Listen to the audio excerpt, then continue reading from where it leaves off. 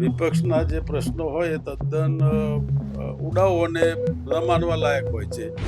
ઉડાઉ અને ન માનવા લાયક હોય છે. અને મારો જે કેરિયર છે એ કેરિયર લગભગ વકીલાતથી શરૂ થયેલી છે. આજના વડાપ્રધાન મોદી સાહેબના સાથે કામ કરવાનો મોકો પણ મળેલો છે. મારા સમયગાળામાં ઘણા બધા વિકાસના કામો મેં હાથ ઉપર લીધા છે. બીજા કામ પ્રગતિમાં છે અને એ પણ ટૂંક સમયમાં પબ્લિકની સેવામાં કાર્યરત થશે. અને ખેડૂતો પણ બહુ અહીંયા જાગૃત ખેડૂતો છે આ હિંમતનગર તાલુકાના અને જિલ્લાના પણ.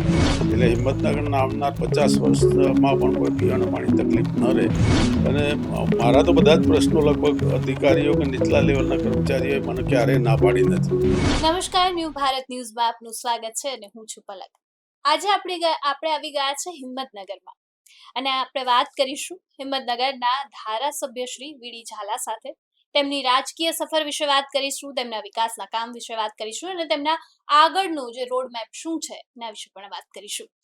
તો સર, તમારું ખૂબ ખૂબ સ્વાગત છે. સૌથી પહેલા તો એ જ જણાવો કે તમારી રાજકીય સફરની જે શરૂઆત છે એ કેવી રીતે થઈ? સૌ પ્રથમ તો ન્યૂ ભારત ન્યૂઝને મારી હૃદયપૂર્વકની શુભકામનાઓ પાઠવું છું કે એમના જે ન્યૂઝ મારફતે સામાન્ય જનતાના પ્રશ્નો ઉઠાવતા રહે અને સામાન્ય જનતાના પ્રશ્નો હંમેશા સોલ્વ થતા રહે અમારા જેવાના માધ્યમથી, એવી હૃદયપૂર્વકની શુભકામનાઓ છું. અને મારો જે કેરિયર છે એ કેરિયર લગભગ વકીલાતથી શરૂ થયેલી છે ને 1980માં શ્રદ્ધેય અટલજીના હાજરીમાં હું ભારતીય જનતા પાર્ટીની સ્થાપના થઈ. ત્યારથી ભારતીય જનતા પાર્ટીમાં હું જોડાયો હતો અને સૌપ્રથમ 1982માં જિલ્લા પંચાયત સાબરકાંઠાનો ઉપપ્રમુખ પણ બનેલો અને એ પછી 1990માં બીજેપીનો ધારાસભ્ય પણ બનેલો અને 1995માં રાજ્ય સરકારનો કાયદા મંત્રી તરીકે પણ મેં કામગીરી કરેલી છે. ભારતીય જનતા પાર્ટીના શરૂઆતના પિરિયડમાં સાબરકાંઠા અરવલ્લીનો સંયુક્ત જિલ્લાના પ્રમુખ તરીકે પણ કામગીરી કરી છે.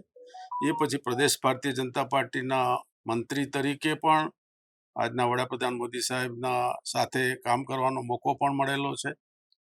અને એ પછી હાલ મારો આ મૂળ એરિયા છે પ્રાંતિજ વિધાનસભામાં તલોદનો હું રહેવાસી છું. પણ હાલ મને હિંમતનગરની જનતાએ હિંમતનગર વિધાનસભામાંથી ભારતીય જનતા પાર્ટીમાંથી ચૂંટીને હિંમતનગર તાલુકાની અને શહેરની સેવા માટે અહીંયા મને પસંદ કરેલો છે. અને એના અનુરૂપ મારા સમયગાળામાં ઘણા બધા વિકાસના કામો મેં હાથ ઉપર લીધા છે અને લગભગ ઇન્ટિરિયર રસ્તાઓ સહિતના રાજ્યના મુખ્યમંત્રી ભૂપેન્દ્રભાઈ પટેલ સાહેબની સરકારે લગભગ 300-400 કરોડના રસ્તાઓ પણ મંજૂર કર્યા છે. ઇન્ટિરિયર કામ ઘણા થઈ ગયા છે, બીજા કામ પ્રગતિમાં છે. પુલના પણ મોટા કામ, જે દેરોલ બ્રિજ છે તો 6 માર્ગીય બ્રિજ અત્યારે સાબરમતી નદી પર બનવાનો છે. કેનાલ ફ્રન્ટ 2નું કામ શરૂ થનાર છે. હિંમતનગરના મોતીપુરાનું સર્કલ ડેવલપમેન્ટ, મહારાણા પ્રતાપનું સ્ટેચ્યુ, શ્રદ્ધેય અટલજીના સ્ટેચ્યુ સાથેનું કેનાલ ફ્રન્ટ 2નું કામ, શહેરની વચ્ચે આવેલા 2 બ્રિજ છે એ બ્રિજનું પણ કામ હાલ ચાલુ છે. નવો હાથમતી બ્રિજ હિંમતનગર શહેરના ટચ છે, એનું પૂરો થયો છે અને એ પણ ટૂંક સમયમાં પબ્લિકની સેવામાં કાર્યરત થશે. એટલે ઘણા બધા જે વિકાસના કામો છે અત્યારે હિંમતનગર વિધાનસભામાં થઈ રહ્યા છે. સિંચાઈમાં પણ ઘણા બધા પ્રોટેક્શન વોલના કામ હોય, તળાવો ભરવાના કામ હોય, ઇવન જે માધુગઢ જેની જે પાણી પુરવઠા સિંચાઈની જે યોજના છે એમાં પણ લગભગ અમારા છેક રાયગઢ સહિતના કેટલાય ગામોને તળાવ ભરીને ખેડૂતોને લાભ થાય, સિંચાઈમાં સગવડ થાય, એ માટેનો અમે નિષ્ઠાપૂર્વકનો પ્રયત્ન કર્યો છે. અને હજુ પણ એ જ રીતે જે ખેડૂતોને પણ ગયા વખત નુકસાન થયું હતું ખેતીમાં વરસાદથી, તો એમાં પણ અમે 19,000 જે હિંમતનગર તાલુકાના ખેડૂતો છે એને રાજ્યની સરકારે લાભ આપ્યો છે. એટલે આવા અલગ અલગ જે વિકાસલક્ષી જે પ્રોજેક્ટ છે એ વડાપ્રધાન મોદી સાહેબના નેતૃત્વમાં રાજ્યની ભૂપેન્દ્રભાઈ પટેલ અને ડેપ્યુટી સીએમ સંઘવી સાહેબની સરકાર બહુ સારી રીતે આ કામગીરી કરી રહી છે. અને નજીકના ભવિષ્યમાં પણ હજુ પણ નવેસરથી પણ ઘણા બધા વિકાસલક્ષી જે અમારા હિંમતનગર વિધાનસભાને લગતા જે કામો છે એ કામો અમે હાથ ઉપર ધર્યા છે. એ જ રીતે શામળાજી મંદિરના ટ્રસ્ટમાં પણ એનો પણ જલ્દી વિકાસ થાય એ માટે એના રોડ રસ્તા સહિતની કામગીરી માટે અને ખેડબ્રહ્મા માતાજીના મંદિરનો પ્રોજેક્ટ હોય, એ બધી કામગીરીમાં પણ સારો એવો રસ લીધો છે અને હજુ પણ આવું સારી રીતે કામો આપણા વિસ્તારમાં સતત ચાલતા રહે એ માટે હું વ્યક્તિગત રીતે પ્રયત્નશીલ છું અને મારું લાંબી કારકિર્દી છે, લગભગ 45 વર્ષની રાજકીય કારકિર્દી છે અને રાજકીય કારકિર્દીમાં લોકોને વધારેમાં વધારે નજીકથી મદદ કરવાનો સતત પ્રયત્ન મારો નિષ્ઠાપૂર્વક રહ્યો છે અને હજુ પણ રહેવાનો છે.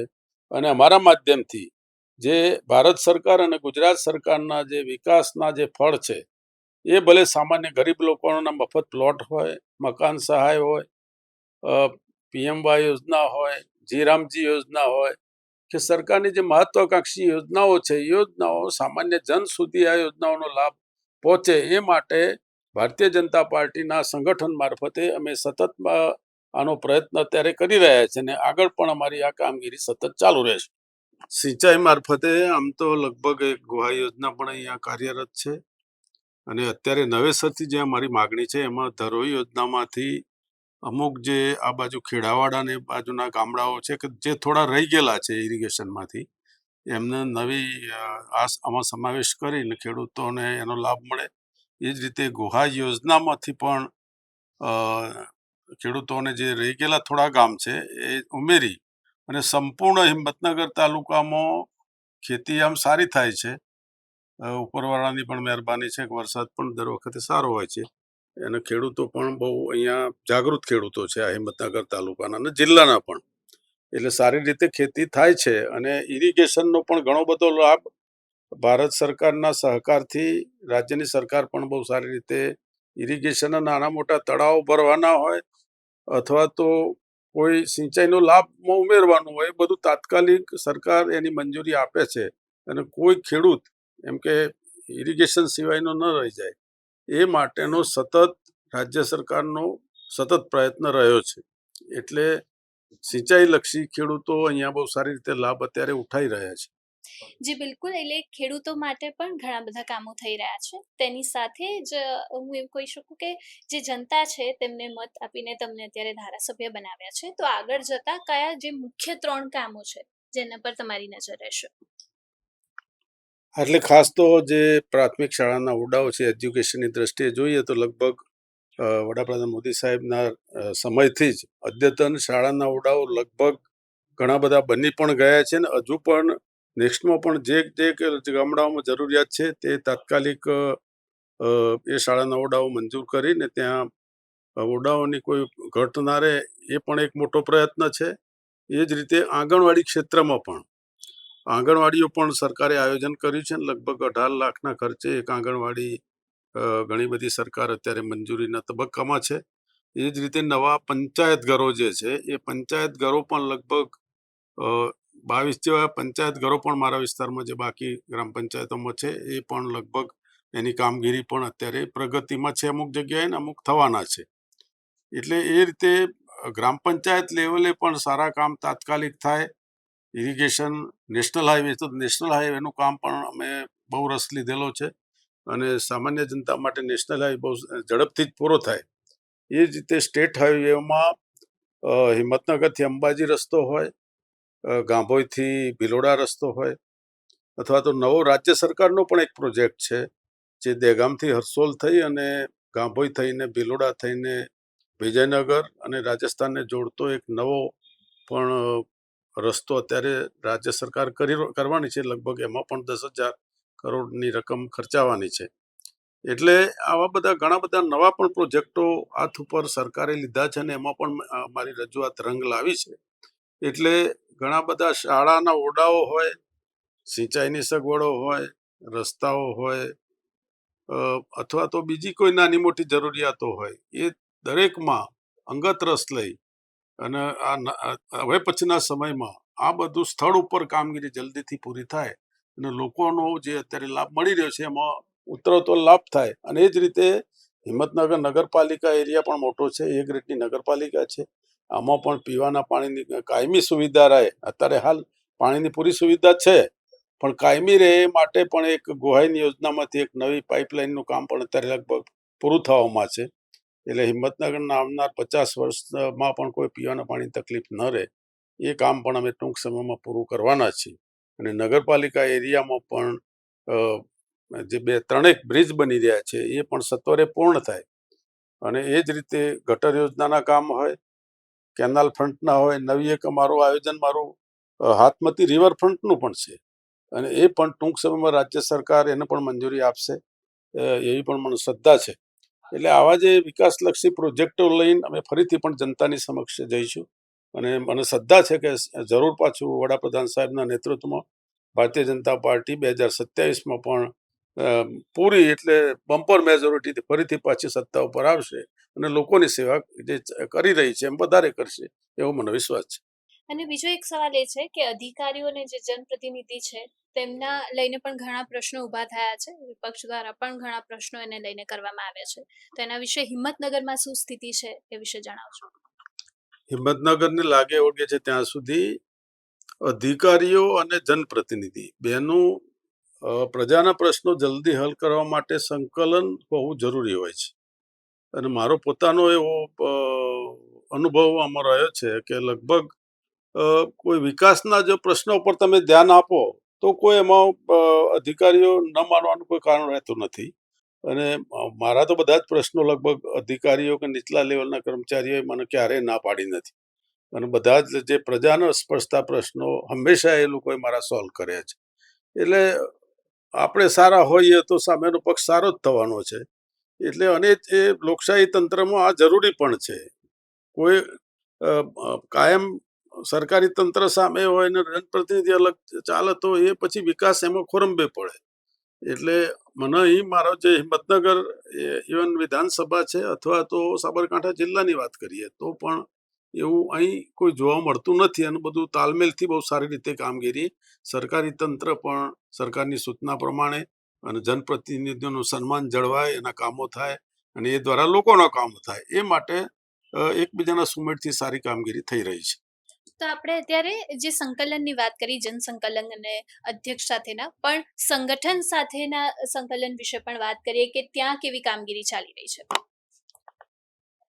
ભારતીય જનતા પાર્ટીની એવી સિસ્ટમ રહી છે પહેલેથી જ કે લગભગ એમાં all India Bharatiya Janata party હોય, પ્રદેશ ભારતીય જનતા પાર્ટી હોય, જિલ્લાની હોય કે શહેર અથવા તાલુકાની હોય, એ બધી ભારતીય જનતા પાર્ટીના જે આગેવાનો છે, હોદ્દેદારો છે, એની સાથે જનપ્રતિનિધિઓનું સંકલન સતત ચાલુ હોય છે અને એમના માધ્યમથી પણ લોકહિતના પ્રશ્નો ઘણા આવતા હોય છે. એટલે એનું કોઈ એવો ક્વેશ થતો નથી અને ઉપરથી સંગઠન, સરકાર આ બધાના તાલમેલથી બહુ સારા કામગીરી અહીંયા સાબરકાંઠા જિલ્લા ખાસ કરીને અમારી હિંમતનગર વિધાનસભામાં સારી રીતે બધી કામગીરી થઈ રહી છે. તો હવે એક રેપિડ ફાયર રાઉન્ડ લઈ લઈએ. તો સૌથી પહેલા હિંમતનગરની કઈ છે સૌથી મોટી સમસ્યા, એવું શું માનો છો તમે? હિંમતનગરમાં હાલ કોઈ એવી સમસ્યા નથી અને તાત્કાલિક સોલ્યુશન થાય છે. વિપક્ષના જે પ્રશ્નો હોય એ તદ્દન ઉડાઉ અને ન માનવા લાયક હોય છે અને પ્રજા એ જ હાઈકમાન્ડ છે. એટલે મારું પોતાનું રિપોર્ટ કાર્ડ પ્રજા આપે છે અને પ્રજાએ બહુ પ્રેમ આપ્યો છે અને આપતી જ રહી છે. એટલે એ જ સાચો મારો રિપોર્ટ કાર્ડ છે. વિપક્ષને તમારી કઈ કામગીરી છે સૌથી વધારે ગમતી હોય છે? વિપક્ષો સાથે પણ મારો તાલમેલ હોય છે અને એ પણ કોઈ પણ પેલું રાજકીય બાબત અલગ છે, પણ એ પણ ઘણા નાના મોટા પ્રશ્નો લઈને અમારી પાસે આવે છે અને એ પણ પ્રજાલક્ષી પ્રશ્નો હોય તો એને અમે તાત્કાલિક એને પોઝિટિવલી જ લઈએ છીએ અને એમના પ્રશ્નો પણ સોલ્વ કરીએ છીએ અને એમના વિસ્તારના પણ કોઈ કામો હોય, નાના મોટા રસ્તાના હોય, પાણી પીવાના હોય કે ગટર યોજનાના કોઈ પણ હોય તો પણ એને અમે હંમેશા પ્રાધાન્ય આપીએ છીએ. રિપોર્ટ કાર્ડમાં 10માંથી તમે કેટલા માર્ક્સ આપશો પોતાને?